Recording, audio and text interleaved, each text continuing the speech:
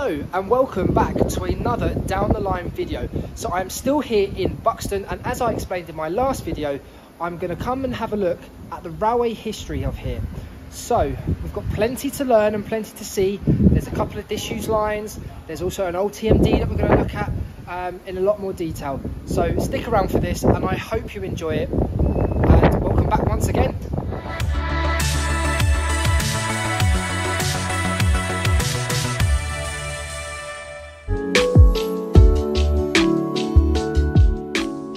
Right then, so if you go way back into the early 1860s, two railway companies were battling it out for a place at Buxton, and since then it has gone for massive transformations and also gone into a bit of a decline. However, as you can see behind me, it is still here.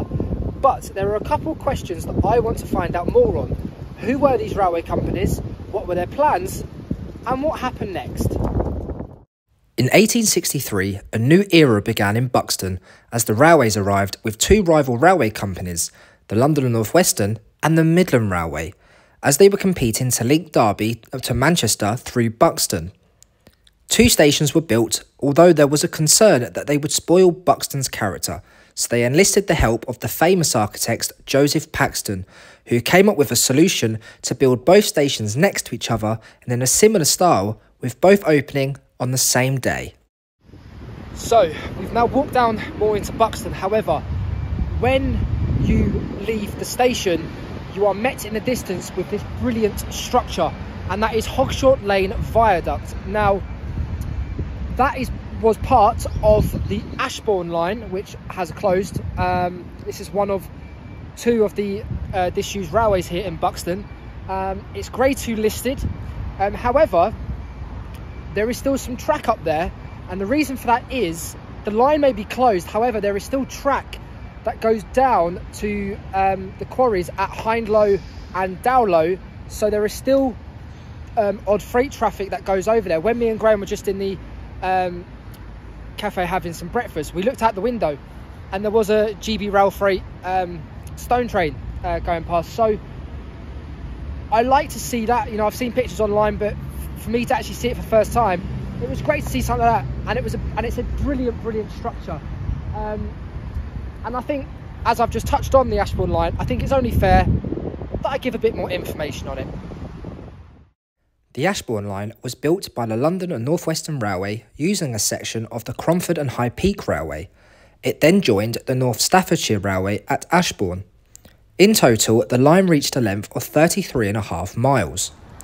Passenger services stopped in 1954 and to freight a decade later. With freight making a comeback, as I previously mentioned, the rest of the line was acquired by Derbyshire County Council and turned into a cycling and walking route called the Tissington Trail, with Tissington being one of the former stations along the old line. So we've talked about the viaduct. This bridge behind me is actually, from what I believe, part of the old line to Matlock. So that currently obviously is disused. There is still track on part of it. It does split. It used to continue on up the old Stockport, Disley and Whaley Bridge Railway, also on the old Great Rocks line, which we've spoken about. But the one behind me is where it used to terminate into the old station. There's no track up there now. There's a massive gap there. However, when you look at the old diagrams, they were both connected, even though it had the Hogshort Lane Viaduct in between. So the idea is now is that when they use the freight, like I mentioned with the viaduct, they use the signal box and a loop line which they put just outside of the station, where they can come in on one end, the loco runs round and then takes it back down the other end on the other side of the signal box.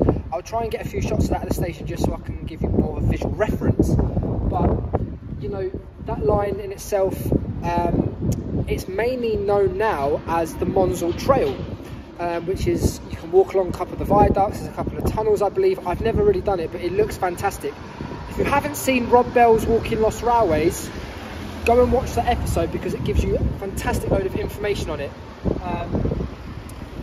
Really have missed out. Born in the wrong era. Buxton, it's a shame that I see it now. It would have been booming back in its heyday. The line from Buxton to Matlock was initially planned as a route from Manchester to the east of England, but it would go on to become part of the Midland Railway's main line between London and Manchester. The line closed in 1968 by Labour Minister for Transport Barbara Castle, and not Dr Beechin as it is often thought. In modern times, part of the line is used by Peak Rail Heritage Railway, and proposals have been made to reopen the line. The other section between Rowsley and Buxton is now part of the Monsell Trail, and even today there is still a railway tunnel or viaduct to be seen as you head along the route. The Midland station closed in 1967 and most of it is subsequently demolished, and as you can see, a road has completely taken over and wiped out any trace of it. What you will notice, however, is one original part of the London and North Western Railway station, which is the fan window and its stonework, after the train shed roof was removed. I have to say that is absolutely breathtaking to come and see this original fan window, you know, with London North Western Railway Company etched into the stonework. It got, as you see, it got restored in 2009. You know, it just makes you think, if only there was a twin set with the other station, that would have been brilliant, wouldn't it, having two fan windows next side by side. But obviously you've got a big road in the middle, so that's not going to happen. However, one thing that is quite common in towns and villages, etc., is the influence of the railways and how it can change the area. So when the stations were built and the lines were in full flow, you've got places that were set up such as hotels, guest houses, and obviously you've got the Buxton Spa here, but especially the hotels and guest houses, they are still existent today because of the influence of the railways and the amount of people that came here. And when people want to come and have a weekend in Buxton, they'll stay in places like these. So it goes hand in hand in a lot of places, but without the railways coming here, I don't ever think these would be here. It'd be a totally different story, and it's great to see.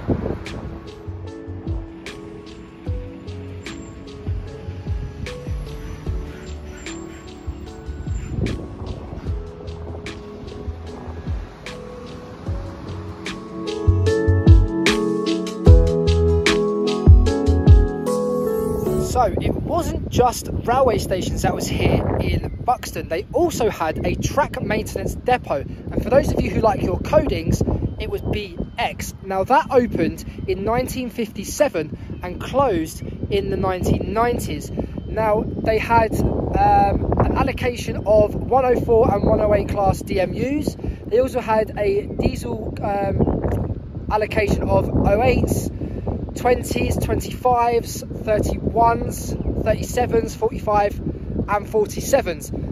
My memory's working well. So I've seen it, if you go on YouTube and you search this, you'll find a couple of videos of how it was back when it was fully operational. And you know, even on the viaduct you would have 37s thrashing in, you would have 47s going about.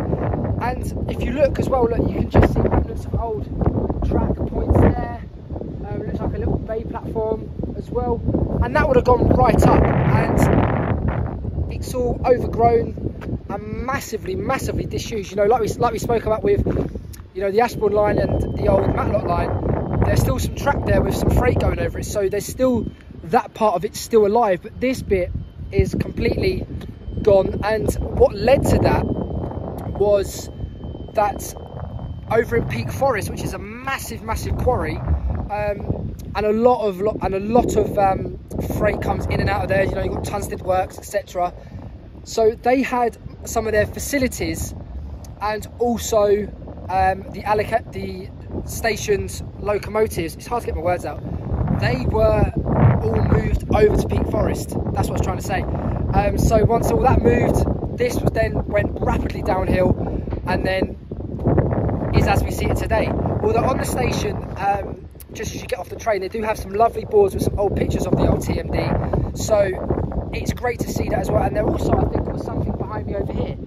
I think that might have something to do with Peak Rail, but we'll get to Peak Rail, not just yet. But no, like I said, Buxton is, if you love your railway history, Buxton is the place to come. When you next come to visit Buxton Station, make sure you take a look at the boards that they have on the walls by the platform, as they give you a great insight into the Buxton TMD with some great visual references, amongst other things of course, and that isn't all that used to reside here. Right then, so as you would have noticed when I was talking about the Buxton TMD, I did give a mention to Peak Rail. Now, as you would have also seen, I just showed you a brown road sign that said Peak Rail and pointed towards the station. And as you stand here now, Peak Rail isn't anywhere to be seen. However, there is a lot more to that story. So what I'm going to do, and I think it's only right that I tell you a bit more about Peak Rail and their history and involvement with Buxton.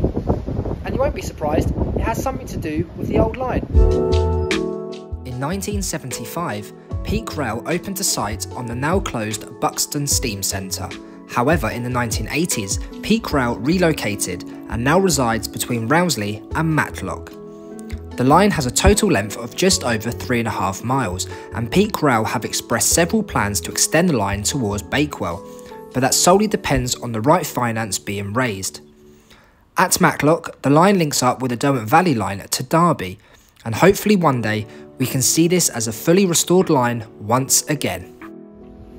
Well, that was a lot learned and a lot discovered. So as I said, Buxton is rich in railway history, but unfortunately it's now time to get the train and head back to where I come from. So it's on to a class 156 and back to Edale I go, via New Mills of course. So I hope you've enjoyed it, and I think plan next is I'm going to pop along towards Sheffield and have a look at the Penistone line. So stay tuned for that, and I hope you enjoy it. So thank you once again.